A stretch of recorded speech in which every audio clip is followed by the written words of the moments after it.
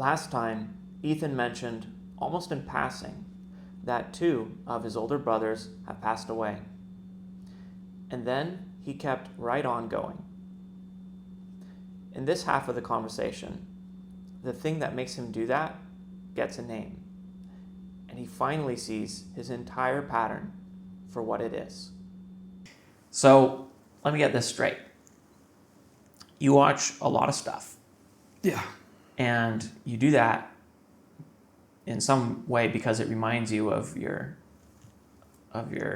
role models, who, whenever, at least they used to be at some point, your older brothers. And you're looking for more role models to help make things happen. Mm-hmm. Specifically, you would like structure in your life. You would like some hobbies or a main hobby. You would like direction. You'd like to know what to do with this interminable amount of time that seems to occur every single day. Is that fair enough? Yeah. Let's see, I'm trying to think if there's anything there that I would correct. What part of that bothers you most? If you have an instinct to correct, what pops up is like, oh, I wanted to correct that. I'm not sure. I think I was just being critical. I think I was just running off of the presumption that there was something wrong in that statement, but no, I think you're more or less right. Yeah.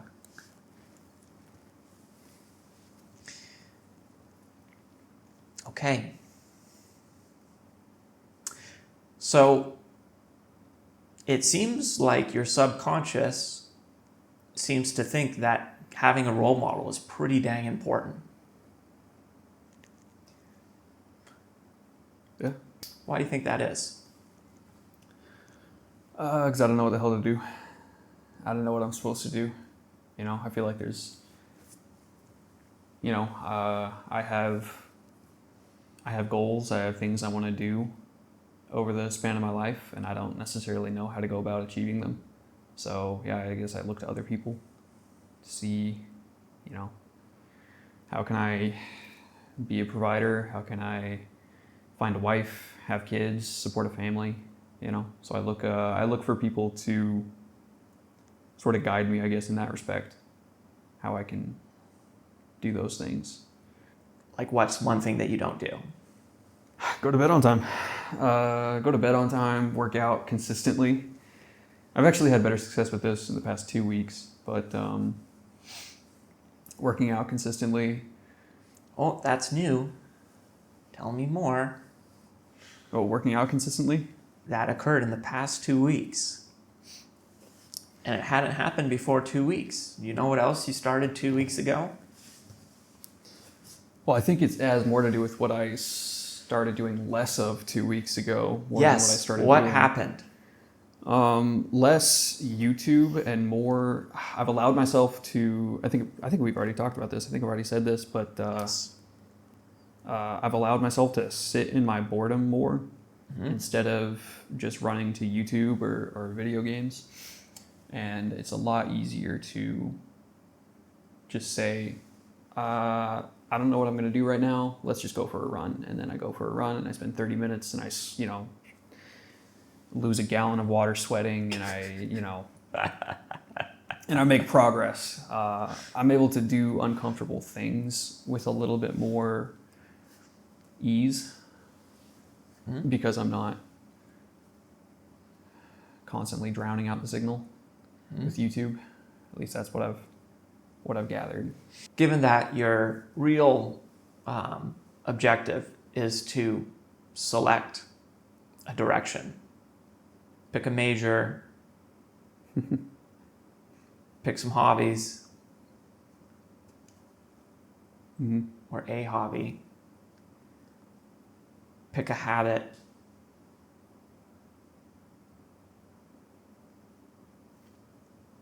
These are the things that you want, right? Yeah. And the thing that stops you from doing it is whenever you feel this urge to find somebody else that you can emulate.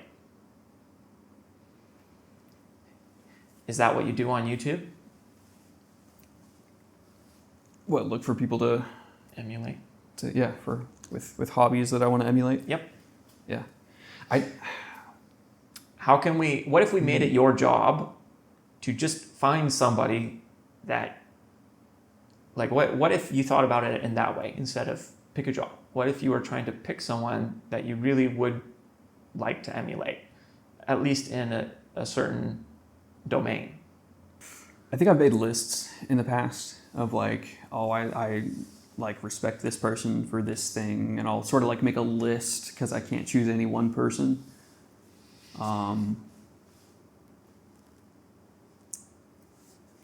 So I think I made a deliberate effort in the past, but it didn't amount to anything. I kind of made the list and I was like, cool, I've now made the list, and then I set it down and never looked at it. I couldn't even tell you who was on that list. What happens whenever you pick someone or you pick something? What are you giving up? Well, other options. Everything. Yeah, everything that isn't that person, I guess. Yeah.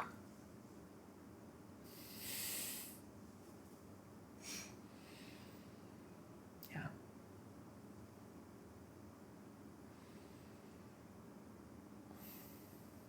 It's funny, even when working out, I'll be indecisive about the goal of my workouts, or like at least how I want to look, right? Because I'll be like, do I want to work this out more to have this kind of silhouette, or do I want to not care about this as much? You know, I'm somewhere between. Do I want to just gain muscle, or do I want to just put on some kind of weight, whether it's muscle or fat, just to have a bit more bulk?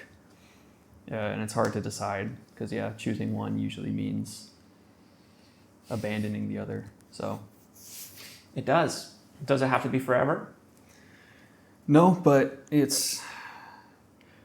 doesn't have to be forever, but you do lose a finite amount of time. Yeah. You lose more if you never pick. We talked about this recently. Yeah. And I think I was I was the one to answer, but I think you were the one to pose the question to begin with. And that is, is there a wrong decision? And my answer to that was yes, but you'd rather make the wrong decision now than never make any decision ever for fear of making the wrong decision. Because even if you make a decision and it's wrong, well, now you're closer to the right one. Okay. So whenever you try to make a decision, what voices are in your mind at the moment of making a decision? What's going on internally? I'm finding every reason to pick apart my decision, really. I'm telling What does that sound like? If this is the wrong decision, you're going to lose finite time. It would be better to learn more about your options before proceeding. Is there anything that we've already talked about that lines up with that voice? What is that voice? Well, Critic? It's called criticism. Yeah. It's called criticism, okay? Your inner critic is a freaking bodybuilder. It is on steroids. Very big. Fair. That's fair. Every time you don't make a decision, your inner critic, boom, level up. Yeah, I've gotten good at it, you could say. Right? So you want to make a decision, you have some inklings, you start this process, and then for the critic to come up, you have to actually start to select something. You have to start to gravitate in a direction. Because criticism cannot activate unless it has a subject. Mm-hmm. If you were to remain everything, then there's nothing to criticize. Okay? Except my lack of decision. Yes. I do criticize myself for my lack of decision as yes. well. And so you're caught between the pain of two criticisms. The pain of making no decision, or the pain of being criticized for a specific decision. In both of these, the inner critic is the one that is creating the pain.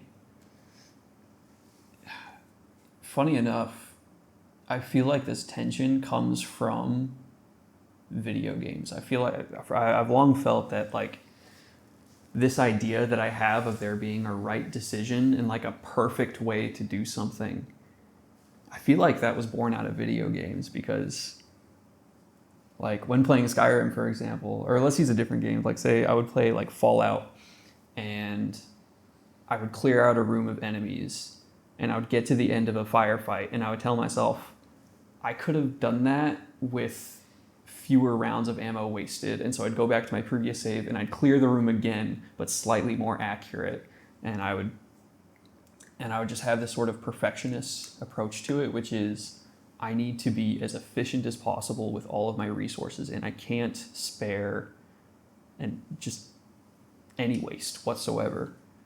And so I think I got it into my mind that there is a perfect way to do things in which everything will work out just fine. And it's caused this like circle of, it's caused this like circular habit of anytime I'm about to make a decision, I go,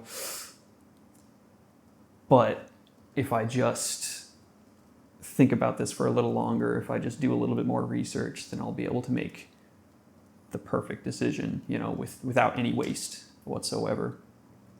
Maybe it doesn't come from video games, but that behavior is definitely amplified when playing video games. Video games created this thing, but you corrected yourself. You said, oh, maybe it didn't come from video games. Yeah, I think that was the first time that I had that thought. I was like, oh, well, maybe that's not the origin of it, but it's definitely where I noticed that behavior. It's a practice field.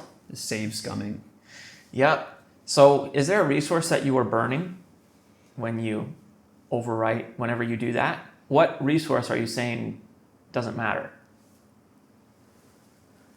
Well, I definitely am not respecting my time whenever I do that, which is sort of ironic because that's the resource that like actually matters. But yeah, so you're replacing an image of perfection at the cost of your time. This inner critic that you have is the problem. And at the base level, if the inner critic is the problem across everything, how can you weaken that critic? What's one example of beating up the critic? Go ahead, you laughed. Oh, my first impulse was like, well, criticize the critic, but maybe that wouldn't be so wise. Definitely not. That is a trap. That was my first instinct. Do you know why? Why would that be your first instinct?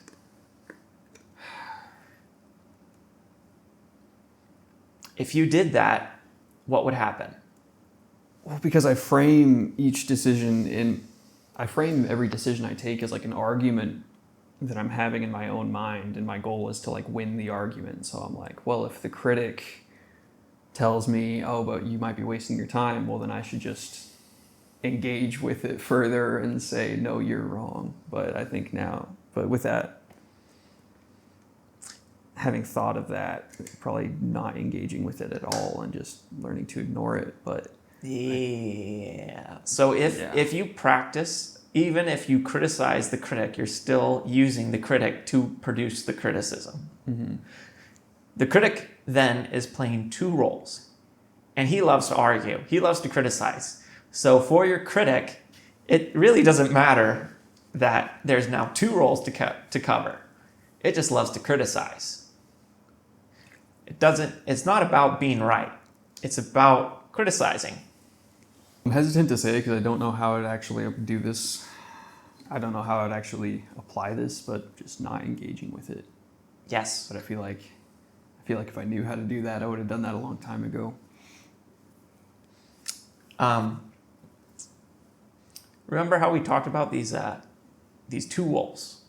Mm-hmm. We had a wolf that we called one wolf was you called it your pragmatic side, and one your creative side. Yeah. Okay?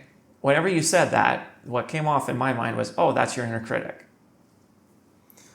Your pragmatic side. Pragmatic? Yeah. It's generally criticizing. The creative side, okay, this is one that actually has capacity. To create means you have brought something into being, which means you didn't bring anything else into being. It is the antithesis of the critic. Because every time you create something, you are saying, this deserves to be made. Mm-hmm. I don't always feel that way. Of course you don't. That's why it's a practice. Remember, you have one thing that you've been practicing your whole life. You have one of these wolves on freaking steroids, and the other one is wasting away. Mm-hmm. Okay? The creative part of you is the antidote to the critic. It's not the only antidote, but it is one antidote. Another antidote that you can do is just make a bunch of decisions and stick to them. Yeah. In a short amount of time. You know, imagine giving yourself a budget of $5.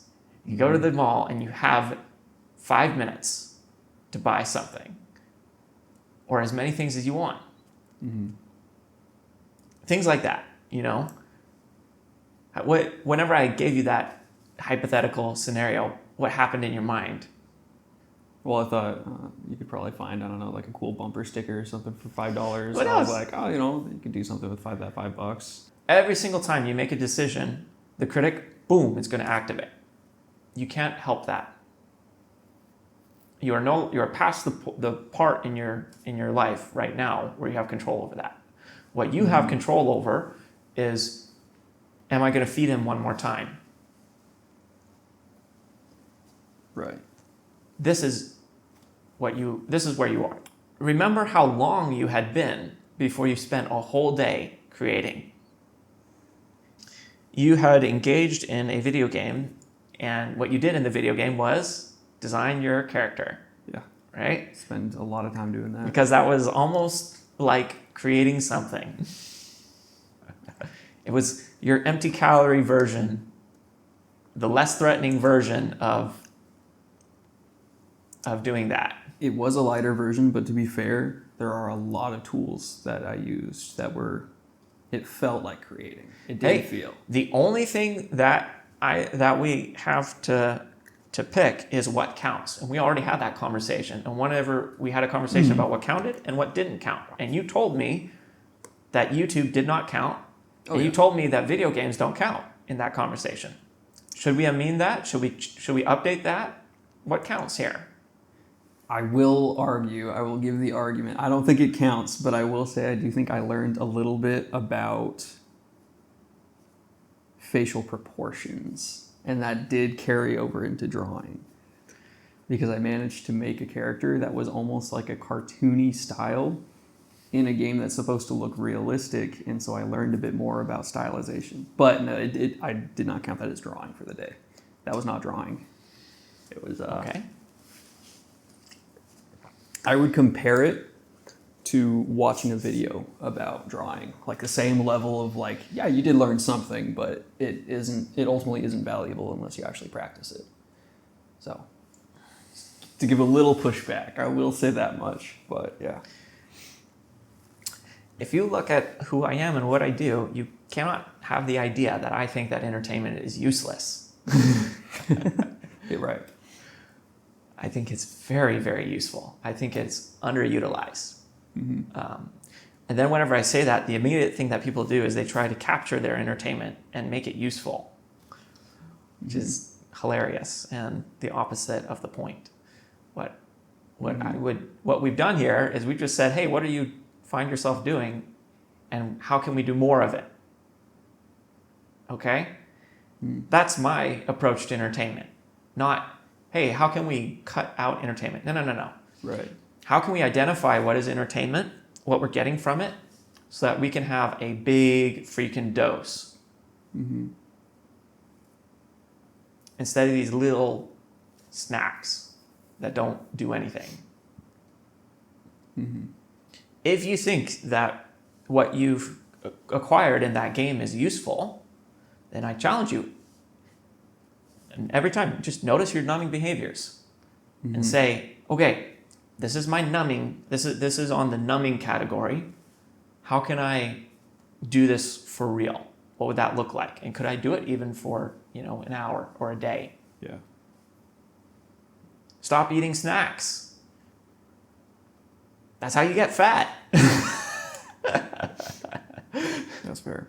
I was thinking just earlier this morning, I was like, how much success would people have with losing weight if they just cut out snacks? Because I never grew up in a snack household. I grew up in an ingredient household. So, if you were hungry, you couldn't just like go to the cupboard and find like a bag of chips or something.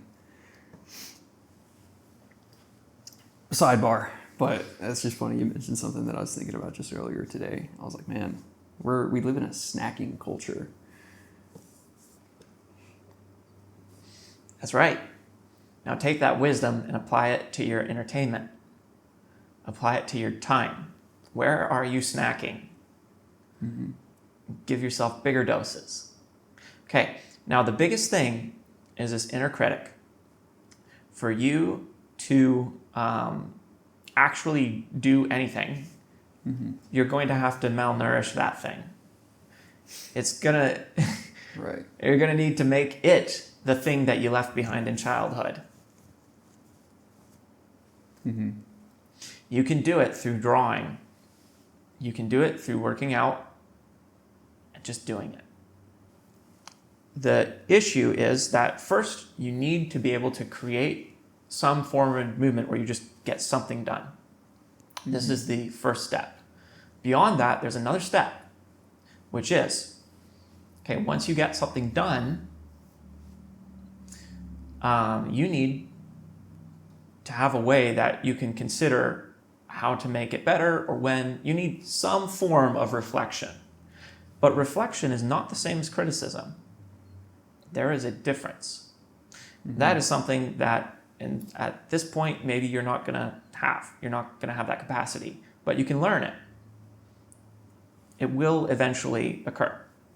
So one way that you can do that is just give yourself pre-planned times to evaluate.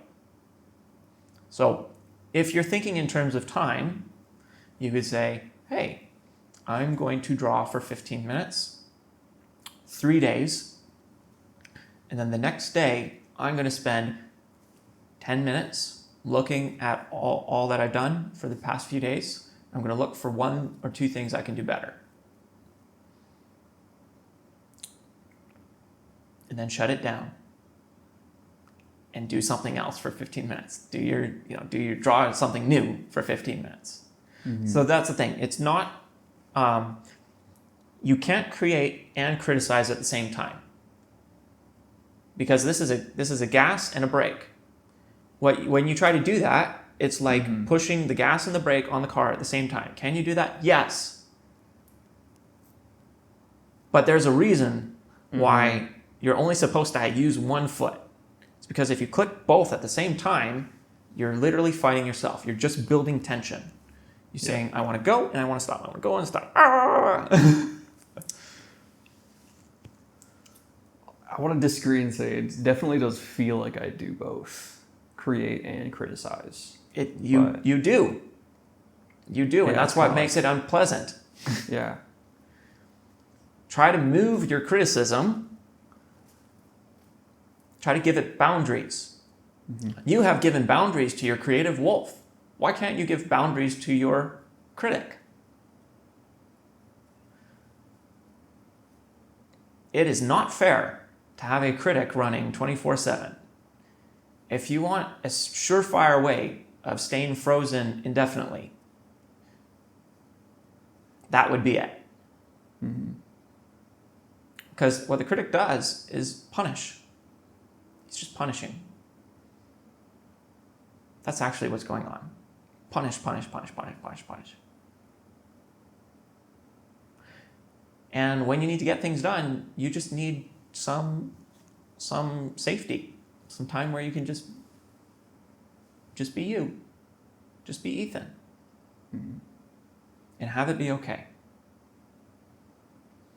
And then you can say, okay, well, how can I get better tomorrow? It's okay to have a place for that. But that doesn't mean that you're not okay today. That is a different thing. Mm-hmm. What would it mean to your life if you found a way to overcome that critic? I mean, it would feel better, but at the same time, it would feel a little bit like free falling because it wouldn't have as much. It does give you a degree of structure because I feel like this is just from what I see online. I see a lot of people who don't seem to have an inner critic, and I feel like some people really should have one, you know? Like some people will just partake in activities or change their appearance in a way that, well, maybe this person should have had a bit of an inner critic, you know? And I think that's what makes me hold on to mine. What is it, the thing that their critic is protecting them from that's useful? I think they engage in all sorts of self-destructive behaviors. I think so on a personal level, I think they are engaged in stuff that's sort of self-destructive. And then on a societal level, I think they push people away with the way they choose to present themselves. And I understand when it's deliberate, you know, I understand like the people who like have like a punk kind of aesthetic, you know, they only care about appealing to their specific group. But I don't exactly know where I was going with this. Like, right now, what's going on is that your critic is maximally activated and defending his reason to exist. I'm trying not to say anything too. You're engaging. That's okay. I'm trying to censor myself to not hurt other people's feelings in this moment. I'm trying to be delicate with it. That's my main censor right now. But yeah, I just feel like some of the decisions some people make, I look at them and I go, maybe I feel like we've abandoned the idea of shame, you know, like shame is not something that we should ever feel. And I feel like there are certain behaviors that are stigmatized for a reason because it's corrosive to the individual and to their relationships. And, you know, once that reaches a certain boiling point, it's corrosive to on a societal scale. So there's a certain degree where I think that mindset is what keeps me critical, but obviously that criticism doesn't apply as equally to the kind of shame that I make myself feel for behaviors that I engage in that I don't think are like corrosive. So is that really the best you can do? What do you mean? To justify this thing's reason to stick around? Yeah, I mean, now that I say it out loud, I'm like, actually, that criticism doesn't really apply to me. Mm-hmm. Which I feel like is a little self-centered to say, but I think objectively, the criteria that I've just established doesn't apply to the what I've been criticizing about myself. Now, notice that I didn't say don't be reflective. I think if you know anything about me, I don't think that you could, at least if there's anything to emulate, if there's one thing that I do plenty of, it's reflect. Yeah. That's a fair distinction to make between criticizing and reflecting. Reflecting is not the same as criticizing. I engage in reflection compulsively, addictively. But it's not criticism. It's a different thing. Mm-hmm. It used to be criticism. There was a time, a phase in my life where it mostly was. You're already engaging in unfreezing yourself because you're drawing. Yeah. Because you're doing all these things. If you tell yourself that you're going to wake up at a specific time, if you actually wake up at that time, the critic is going to activate. about whether or not you should. It's going to try to argue, right? And then if you do, if you actually show up and work out, and if you just do something, Critic is going to activate. Oh, are you doing that the best way? Every single time that you do something, no matter what it is, that Critic is going to be there. And what you can choose to do is plan out a time for action and a time for reflection and separate them. Don't do them at the same time. I will say there are some behaviors that are inhibited by indecision, but I think a lot of, when it comes to like working out and getting up on time, those behaviors are probably just most inhibited by laziness, I would say. But yes, I agree. No. We don't get away with that. No? The connection is explicit. Remember what happens if the Critic becomes too powerful is we freeze. And whenever we are frozen, we may call ourselves lazy because we're frozen. Because it looks like we don't take any action. But that is simply a reflection from the outside. From the inside, it's different. From the inside, you may have lots of thoughts, lots of intentions, and at first, but over time, actually, the internal state will follow the external state. So if you freeze yourself externally, eventually your internal world will be frozen as well. And you may call that lazy, but actually, the Critic was the cause. 7 o'clock is not the time to have that discussion. Wind the clock back. Before it was 7, Right. What time was it? It was 10 p.m. It was bedtime. Yeah. It was bedtime first. Right. So it causes it in that way. Yeah, it does. But And when you choose to go to bed or not go to bed, this is the biggest determining factor for whether or not you're going to get up. okay. Yeah. Yeah. Okay, now let's push on this further. What happens whenever you choose to go to bed or not go to bed? What's going on? You gave me an example already. You got caught in the YouTube loop. One more video. Why were you there? Why was I there? In the first place, why were you watching one more video on YouTube? What was so necessary for you to chase that you could not sleep until you got it? So I felt like I hadn't done enough with my day. So That's I needed right. to compensate for it. That's right. Yeah. Now, if we go back, why did you feel that you did not get enough done in your day? Because I didn't do anything. Because you didn't do anything. Why didn't you do anything? Because I was on YouTube, but No. well, Before, pretty much. you learned that behavior because you didn't make a decision about what to do. Yeah. And Which is what YouTube was equate the YouTube to default. being. Yeah. YouTube is this place where you go to feel okay about not making a decision. Right. Yeah. It's your antidote to the criticism's poison. They come in pairs. So over time, the more the Critic grows, the more the YouTube will need to grow to dose, to numb that out. They will grow or die in tandem. Mm-hmm. Now, if you want a real fun thing to do, I can tell you what I do. I have multiple limits on YouTube. I have a limit, which is a time-based limit on YouTube, on my phone and on my laptop. Yeah, I think I use that too. Like where it says time to take a break, a little pop-up window. Yeah, not like that. Oh, not like that.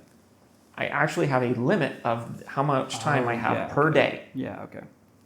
And I say, this is the maximum amount of time it is okay for me to be on this site per day. Yeah. Period. If I'm doing if I need it for work, then what I will do is for that day, I will change it. And then as soon as I'm done my work, that particular task, I put it back. Because YouTube for me is just too strong. Mm-hmm. Then I have another plugin that I have that turns off the recommended videos. So the only place I could go to see a video is look at my subscriptions and check on a specific thing, or use the search bar. Yeah. That seems useful because I hate social media algorithms for that reason. Yeah, they're good. They're good at what they do. Yeah, they're too good. So I use all these things. And those aren't the only things. For a time, I used to count how many YouTube videos I watched every day. Mm-hmm.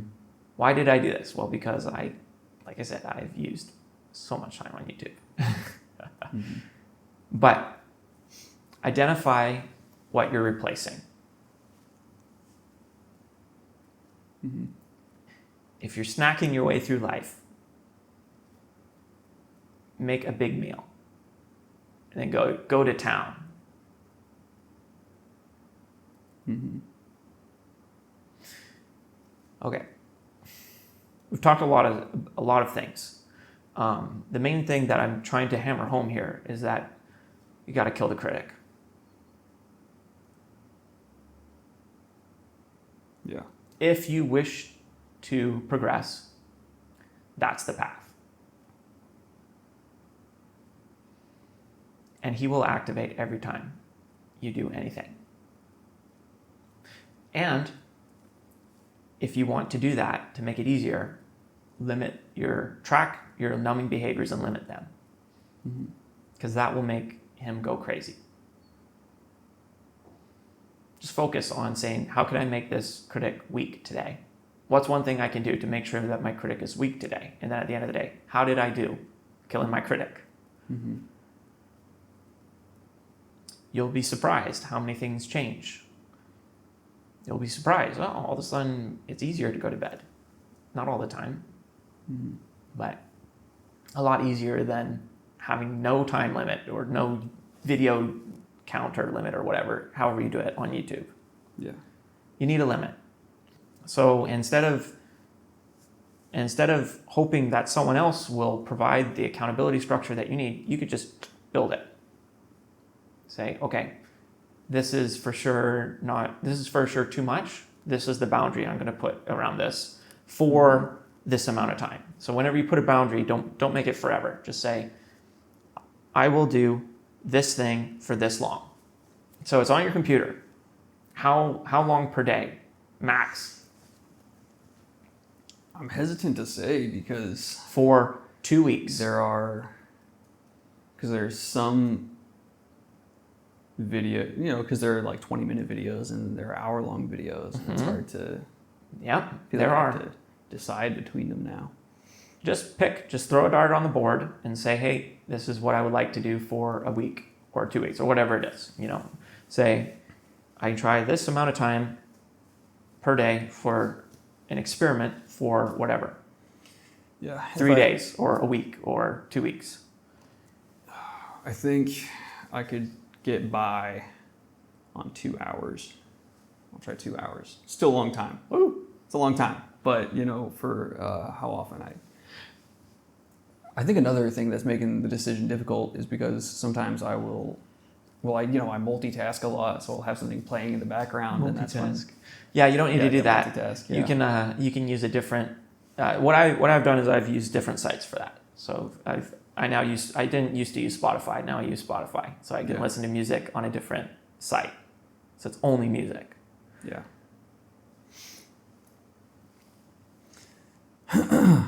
And I do that a lot as well. A lot of music. But I think 2 hours, whether it's in the background or whether it's actively what I'm doing. Okay, you could give it a shot and see what happens. Yeah. What I did was I didn't do a time limit first. I just wrote down how many videos I watched that day. I literally counted. I scrolled 1, 2, 3, 4, 5, 6. Mm-hmm. And at some point, it took so long to count that I just felt like I gotta get better. So anyway, try that. Mm-hmm. So today was different. We already understood where you came from. We understood what you're doing.